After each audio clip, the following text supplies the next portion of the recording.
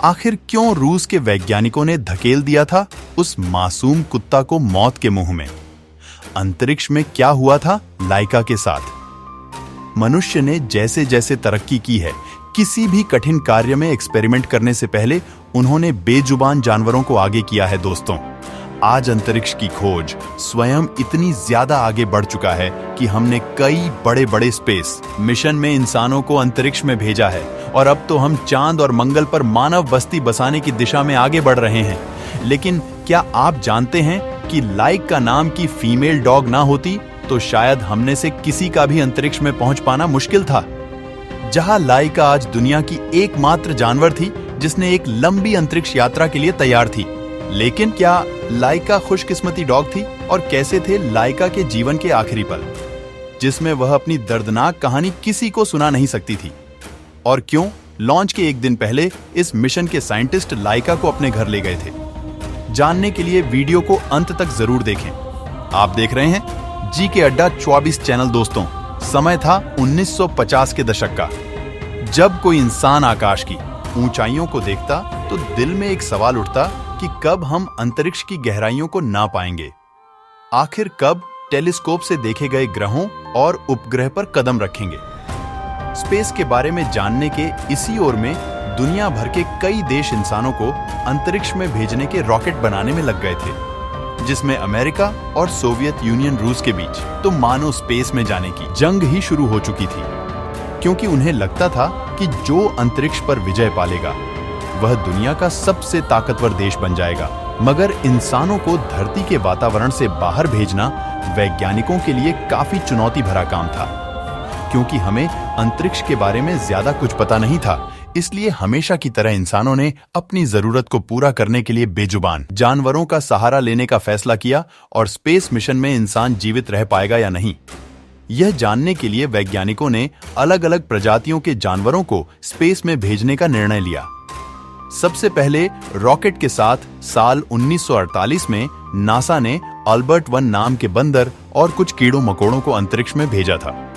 लेकिन यह केवल ऑनऑर्बिटल मिशन था, यानी इन्हें स्पेस में रुकना नहीं था, बस अंतरिक्ष के कोने को छूकर वापस आ जाना था। ऐसे ही समय बीतता गया और आया साल 1977 जब रसिया अपने सोवियत स्पेस प्रोग्राम के चलते अंतरिक्ष में भेजने के लिए स्पेस सैटेलाइट डिजाइन कर रहा था। वही लाइका मास्को के शहर में आवारा कुत्तों की तरह रहती थी। उस वक्त लाइका की उम्र महज 3 साल थी और उसे इस बात का बिल्कुल अंदाजा नहीं था कि जीवन का यह साल उसकी पूरी जिंदगी ही बदल देगी। अक्टूबर 1977 के दिन रूस ने अपने पहले आर्टिफिशियल और सैटेलाइट को सफलतापूर्वक लॉन्च करके फ्लावर्स ऑर्बिट में भेज दिया था। मात्र 23 इंच डायमीटर वाले लोहे की बॉल पर चारों ओर वीडियो एंटीना लगे हुए थे। हालांकि इस सैटेलाइट में ज्यादा उपकरण तो नहीं थे, लेकिन रूस के लिए यह बड़ी जीत थी, क्योंकि इस मिशन से उन्होंने स्पेस रेस में पहली बाजी मार ली थी, जिसके बाद रूस के वैज्ञानिकों में उत्सुकता जगाने लगी। तब रसिया स्पेस एजेंसी के वैज्ञानिकों ने सोचा कि क्या होगा अगर हम अपने इसी सैटेलाइट में किसी जीवित प्राणी को बिठाकर अंतरिक्ष में भेजें। और काफी रिसर्च करने के बाद वह इस निर्णय पर आए कि कुत्ते को अंतरिक्ष में भेजेंगे, क्योंकि एक तो वह हर चीज काफी जल्दी सीख जाते हैं और दूसरा उन्हें बिठाने के लिए स्पेसक्राफ्ट में जगह बहुत कम लगेगी। तो जब वैज्ञानिकों ने यह बात प्रशासन के सामने रखी, तभी रूस के प्रशासन ने इसके लिए हाँ कर दी। लेकिन उन्होंने वैज्ञानिकों को टारगेट दिया कि आप यह मिशन 1 महीने के अंदर ही करें, क्योंकि उस समय अमेरिका और रूस के बीच वर्ल्ड वॉर चल रहा था, जिसके चलते दोनों देश जल्द से जल्द स्पेस मिशन करके एक दूसरे को नीचा दिखाने में लगे हुए थे। अब सरकार की बात सुनकर रूस के वैज्ञानिकों ने हड़बड़ी में आकर सिर्फ 4 हफ्तों में स्पेसक्राफ्ट डिजाइन किया, जिसका जुर्माना आगे चलकर लाइका भुगतने वाली थी। रसिया ने अपने स्पेसक्राफ्ट का नाम स्पुतनिक 2 रखा था, जिसे खास तौर पर एक कुत्ते के लिए डिजाइन किया गया था। अंतरिक्ष यान में एक लाइफ सपोर्ट सिस्टम लगा हुआ था, जिसमें कार्बन डाइऑक्साइड गैस और ऑक्सीजन जनरेटर और कुत्ते के शरीर को ठंडा रखने के लिए एक फैन रखा हुआ था। इसी साथ इसमें 7 दिन जीवित रहने के लिए थोड़ा खाना और यूरिन वेस्ट को कलेक्ट करने के लिए एक बैग रखा गया था। इस स्पेसक्राफ्ट का केबिन स्पेस इतना काम था कि इसमें घूमना फिरना तो छोड़ो, बल्कि हिलने डुलने के लिए भी जगह नहीं थी। यानी इसमें बैठने वाले डॉग को लंबे समय तक एक ही जगह पर स्पेसक्राफ्ट में बैठना था और अपनी मौत का इंतजार करना था, क्योंकि उस वक्त सोवियत यूनियन के पास भी स्पेसक्राफ्ट को अंतरिक्ष में भेजने की तकनीक थी, लेकिन वापस लाने की तकनीक की खोज होना अभी बाकी थी। इसलिए हम इसे सुसाइड मिशन भी कह सकते हैं, जहां एक तरफ वैज्ञानिक स्पेसक्राफ्ट को रेडी कर रहे थे, वहीं दूसरी तरफ कुछ वैज्ञानिक इस मिशन के लिए सही डॉग चुन रहे थे। और इस मिशन के लिए उन्होंने एक फीमेल डॉग को चुनने का फैसला किया, क्योंकि बचपन से ही इन्हें मुश्किल परिस्थितियों में रहने की आदत होती है। इसी खोज में वैज्ञानिकों को मास्को की सड़कों से 3 डॉग्स मिले, जिनका नाम उन्होंने अल्बीना, मुस्का और लाइका रखा। फिर इन तीनों को ट्रेनिंग के लिए ले जाया गया, और जैसे हमने आपको पहले भी बताया कि स्पुतनिक 2 का केबिन बहुत ही ज्यादा छोटा था, इसीलिए वैज्ञानिकों ने इन तीनों को 20 दिनों के लिए छोटे से केबिन में रखा, ताकि जब स्पुतनिक 2 के केबिन में बैठे तो घबराकर उछल कूद ना करें। फिर उन्होंने इन तीनों डॉग को एक डिवाइस में बिठाकर रॉकेट लॉन्च किया। मिशन के दौरान उनका क्या हाल होता है? उन्होंने इन तीनों डॉग को एक ऐसी मशीन में बैठाया जो स्पेसक्राफ्ट जैसे आवाज करती थी। इस दौरान उनके ब्लड प्रेशर को भी मॉनिटर किया जाता था, और ट्रेनिंग के अंत में वैज्ञानिकों ने इन तीनों डॉग्स में से लाइका नाम की फीमेल डॉग को स्पुतनिक 2 में बिठाकर अंतरिक्ष में भेजने का निर्णय लिया। अब स्पेसक्राफ्ट भी रेडी था और लाइका भी अपने मिशन पर जाने के लिए तैयार थी। लेकिन लॉन्च के एक दिन पहले मिशन के साइंटिस्ट डॉक्टर बालवीर लाइका को अपने घर ले गए और एक तरह से खेलने कूदने का मौका दिया, जिसे लेकर उन्होंने अपनी किताब में लिखा था कि लाइका शांत और प्यारी थी, उसके पास जीने के लिए बहुत कम समय था, इसीलिए मैं उसके लिए कुछ अच्छा करना चाहता था, क्योंकि स्पुतनिक 2 को धरती पर वापस नहीं लाया जा सकता था। और दोस्तों, वैज्ञानिक यह जानते थे कि कुछ दिनों में अंतरिक्ष में उसकी मौत हो जाएगी, इसलिए उसके खुराक में धीमा जहर मिलाया गया था, ताकि वह बिना किसी तकलीफ के अपनी जान दे सके। अब मिशन का मुख्य लक्ष्य यह था कि अंतरिक्ष में मरने से पहले लाइका के शरीर का डाटा इकट्ठा किया जा सके।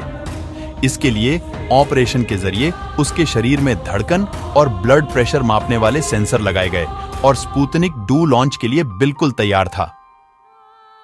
3 नवंबर 1957 के दिन लाइका के शरीर पर पट्टी बांधकर उसे स्पुतनिक 2 चैम्बर में बिठाया गया, ताकि वह ज्यादा हलचल न कर सके। लाइका के स्पेस क्राफ्ट को बंद करने के पहले एक टेक्नीशियन ने उसके नाक पर चुनकर अलविदा कहा। लाइका को छोड़कर हर कोई जानता था कि वह कभी वापस नहीं आएगी, और इसी दिन शाम के 7:22 पर रॉकेट ने उड़ान भरी और वह स्पुतनिक को अंतरिक्ष में ले जाने लगा। लेकिन तकनीकी खराबी की वजह से रॉकेट का एक हिस्सा स्पुतनिक से अलग ही नहीं हो पाया, जिससे अंतरिक्ष यान का तापमान बढ़ने लगा और उड़ान के चौथे सर्किट के दौरान लाइका की मौत हो गई थी। किसी वजह से वैज्ञानिक उसमें टेम्परेचर कंट्रोल सिस्टम को सही से लगा नहीं पाए थे, और स्पुतनिक का तापमान तेजी से बढ़ने लगा था, जिस वजह से लाइका घबरा गई थी और उसकी हार्ट रेट नॉर्मल लेवल यानी कि 140 टाइम्स प्रति मिनट से बढ़कर 240 तक पहुंच गई थी। और अंत में वैज्ञानिकों ने उसकी धड़कन को शांत होते सुना। लेकिन आपको यह जानकर हैरानी होगी कि मिशन लॉन्च के बाद रूस ने लाइका की मौत के असली कारण को छुपा दिया था, और दुनिया को कहा था कि लॉन्च के 6 दिन बाद स्पेसक्राफ्ट में पर्याप्त ऑक्सीजन खत्म हो जाने की वजह से लाइका की मौत हो गई। लेकिन सन 2002 में लाइका की मौत का असली कारण सामने आया, जिसने दुनिया भर के लोगों को हिलाकर रख दिया था। शायद लाइका की मौत के बाद स्पुतनिक 2 करीब 172 दिनों तक अंतरिक्ष में था, और उसने लगभग 2570 बार धरती के लगाए। इसके बाद 14 अप्रैल 1958 के दिन जैसे ही धरती के बाद आवरण में एंट्री ली, तो विस्फोट के बाद लाइका के अवशेषों के साथ टुकड़ों में बंट गया। आपको बता दें कि एक स्ट्रीट डॉग थी, और स्पेसक्राफ्ट का तापमान बढ़ता शुरू होने के 3 घंटे बाद तक लाइका मौत से लड़ती रही। लेकिन आखिर में परिस्थितियों के सामने उसकी हार हो गई। लेकिन अपने इस मिशन से लेकर वह जीवित जीव बनी जिसमें अंतरिक्ष में कदम रखा था, और उसकी वजह से आज हमारा अंतरिक्ष में जाना संभव हो पाया है। लेकिन साल 2008 में रसिया की सरकार ने लाइका के सम्मान में एक मूर्ति बनाई थी। तो दोस्तों, क्या आप विज्ञान की तरक्की के लिए बेजुबान जानवरों का बलिदान देना सही है या गलत? अपनी राय कमेंट बॉक्स में जरूर बताएं।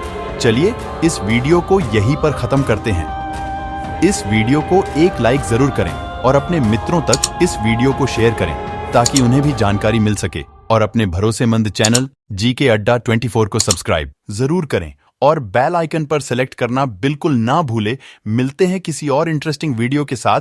वीडियो को अंत तक देखने के लिए धन्यवाद।